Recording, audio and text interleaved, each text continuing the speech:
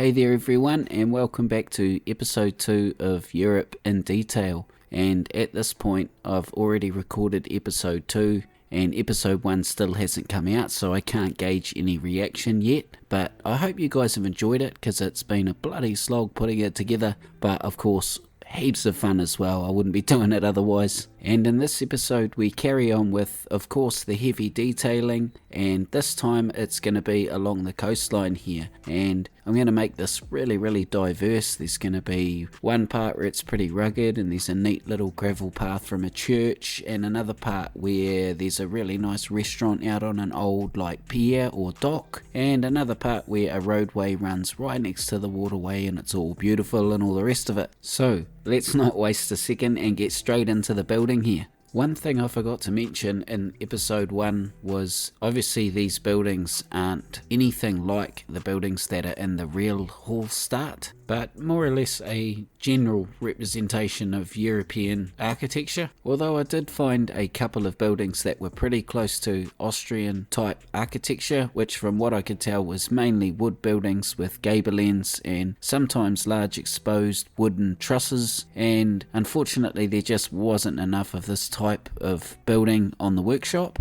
Otherwise it would have been bloody cool to start out with it being, that actual representation of Austrian architecture, but yeah, nevertheless, I digress. So I guess my main goal with this part here along the coast is just to make it really interesting and really beautiful. And from what I've seen looking at Google Earth, admittedly I'm still looking at Hallstatt here and a little wee bit of a couple of other places as well, but mainly Hallstatt, and what I see is really old broken fences with mould growth and chipped and broken cobblestones with concrete that's got big cracks in it, and foliage everywhere growing up, buildings out of the concrete, under things.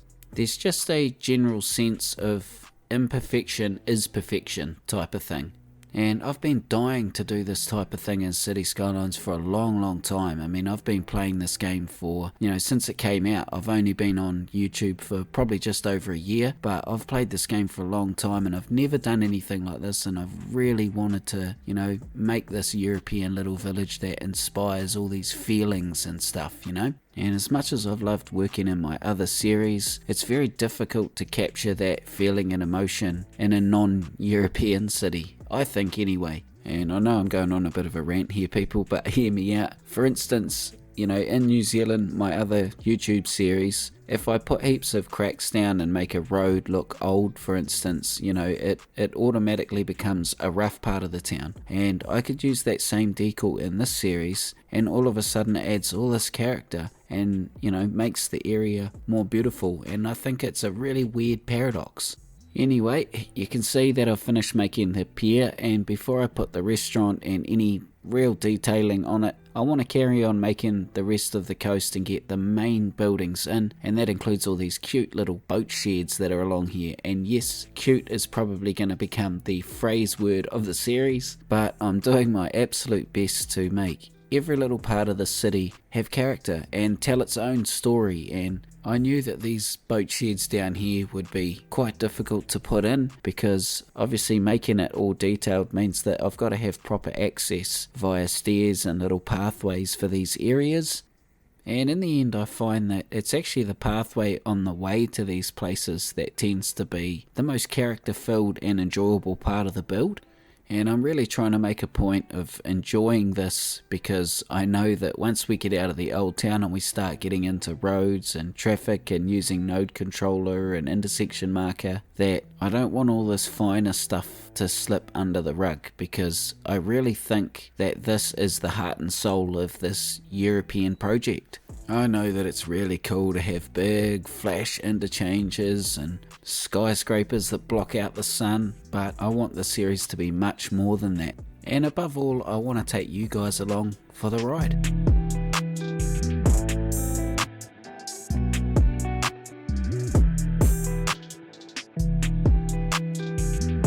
It's taken a lot of work with PO to get these buildings, stairs and things like jetties and stuff like that in the right place, and I'm glad I didn't set any limits on, like not doing things with PO, or maybe trying it with less mods or whatever, because I didn't really want to limit myself, I knew I needed every tool at my disposal to be able to do this properly, I think. And without a lot of these mods, this is just not possible. I mean, even going back 12 months, if you went back 2 years, there's just no way you could do anything like this. But seeing as I'm privileged enough to have it on the PC, then I'm going to take advantage of every mod that I can.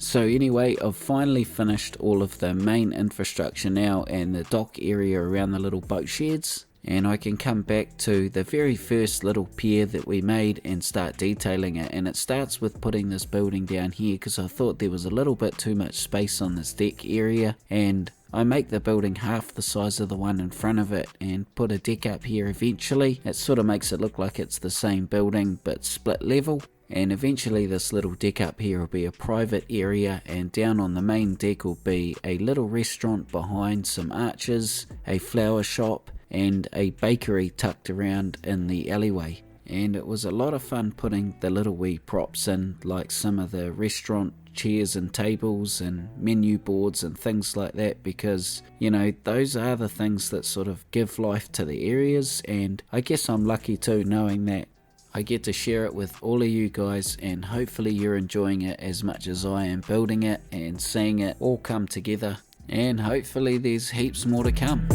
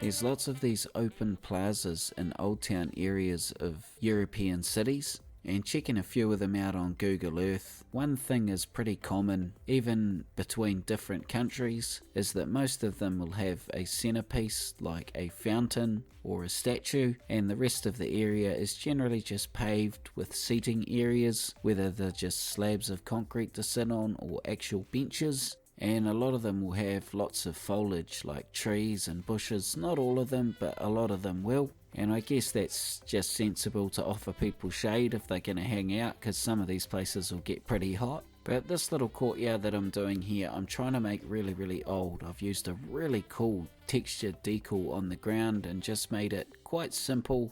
And this will lead across to a really cool gravel path that runs down to an old church. And I just love this old church building. Like, look at the texture on that. It looks so cool. You just want to reach out and touch that beautiful stone. It looks so good. And with this area here, I wanted it to look really rugged. I wanted it to look old and sort of undeveloped, with just a general garden path leading through part of it. And I'm really going to do my best to try and incorporate more of these types of areas in the city in future. Just areas with big cliffs and really rugged looking old staircases going up them to buildings on top of them and things like that. And I did think that this little area here would be a perfect test ground.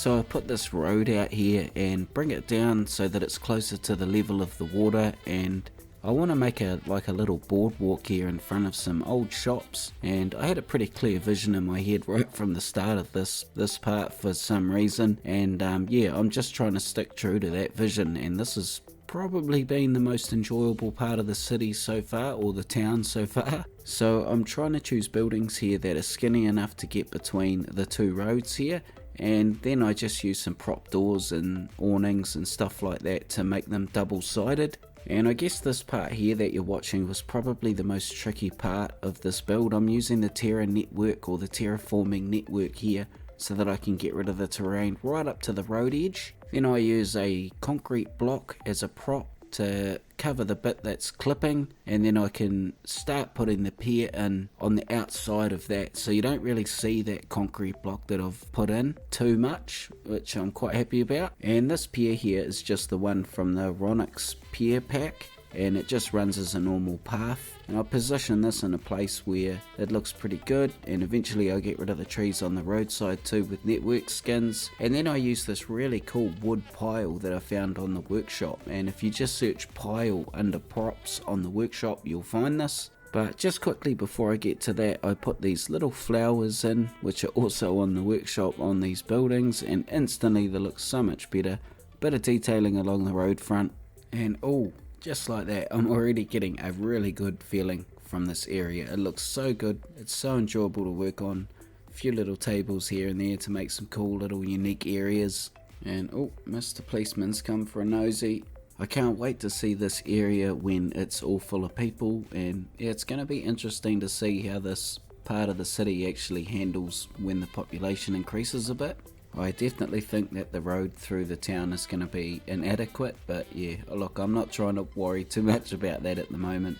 I am interested to see how these pedestrian only areas look with the population increasing. There should be far more people going in and out of the buildings and stuff, and I think that's the missing piece at the moment. So here I'm just detailing the main street, and I'm trying to give you guys another really unique view of it here. And it starts with me putting these old rough decals down again. Man, I just love these things. The texture on them is so good. And I put a couple of little drains in here as well, and try and make some like sludge decal thingies coming out of them. And then the prop doors and awnings and things like that are just my go-tos really on some of these buildings. And it was a real breeze building on and detailing on this street, because I was so used at this point to working with terrain differences that yeah, this was a walk in the park and really enjoyable. Oh yeah, and check out this cool old truck, guys. I went onto the Steam workshop and downloaded a whole lot of sort of old and classical cars that I thought would fit the sort of scene a bit more. And I don't really want to get too carried away and replace every vehicle in the city, so for now I've just done like the garbage truck and the ambulance and stuff like that, and replaced them with some pretty cool like old, yeah, like I was saying, old vehicles, you know, or more fitting vehicles maybe. And you might have even been lucky enough to see City Walk City Walls Mars's box flying around on the roads, which are still going for some reason from my last series, so I needed to turn those off. But that did give me a hell of a giggle when I first seen that. When I was editing this clip, I seen them cruising along with all the cars stacked up behind them, not being able to get past, just this box on the road. Yeah, so good. So anyway, it took me hours to detail this road, as you could imagine, and I've just shown you guys some of the coolest parts, but I spend a lot of time and go back and change a few things and add way more detail in. And now I can move on to the last bit that needs detailing, and then this whole part that I've built out so far is detailed. And this is actually a part that I built in episode 1, and I didn't quite get to detailing this bit here. It was because I wasn't sure what to put here, but now I've decided I'm just going to make it into stairs in the middle of the road, so you can imagine it looks pretty out of it when a truck comes up here to drop some goods off. It just clips straight through the stairs, and yeah, it doesn't look good at all, but I'm not too worried about that. I've just sort of put all that aside for this series, the clipping, otherwise I'd have to change the build style here drastically, and I'm not prepared to do that.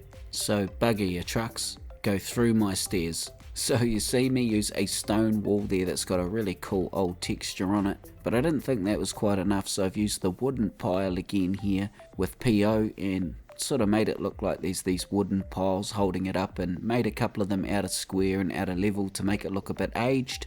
And I gotta say, this wood pile asset has been so handy, and it's got great textures on it. It's easy to PO and use. You know, this is the first time I've used it, but it comes pretty highly recommended from me.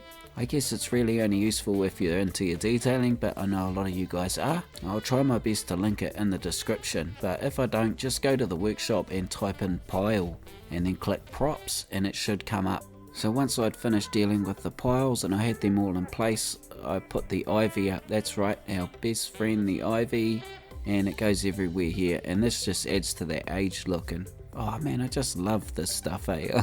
I can't get enough of it. And once I'd finished slapping the ivy around the place, I just put little things like firewood and some decals, little pots and some flowers here and there, just to finish these two little decks off. And these give perfect access to the doors that go into these buildings as well, so it's all worked out pretty good.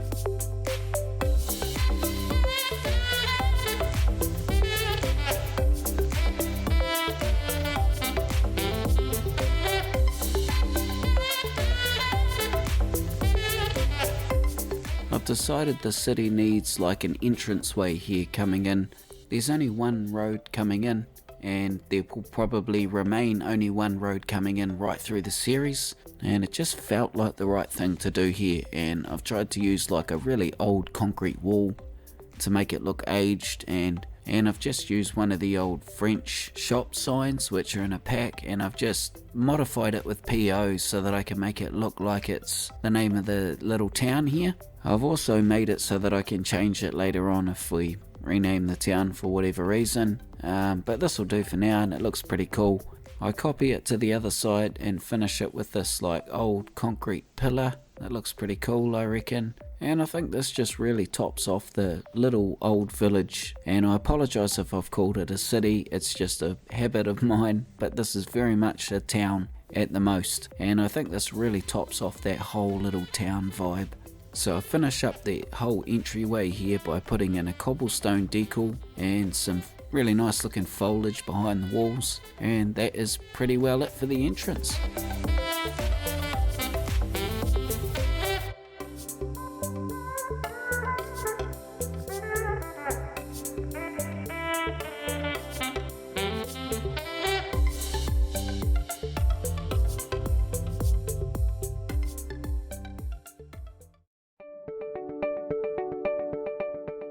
I got some really cool shots here. I hope you guys enjoy these. I really wanted to try and show how much detail we'd added in this episode and the sort of vibe that is created along the way. It's really quite outstanding. It's brilliant to build in the city. There I go again, in this town. It's so much fun. And with that being said, those of you hanging out for New Zealand, I promise you it's coming. I'm just taking my time because I want to make it as good as I can. And I hope you guys enjoyed that episode. I really enjoyed putting it together, put it that way. And I have something really exciting planned for the next episode, but you guys will have to wait until then. So take it easy guys, look after yourselves, and I will see you in episode 3 of Europe in Detail.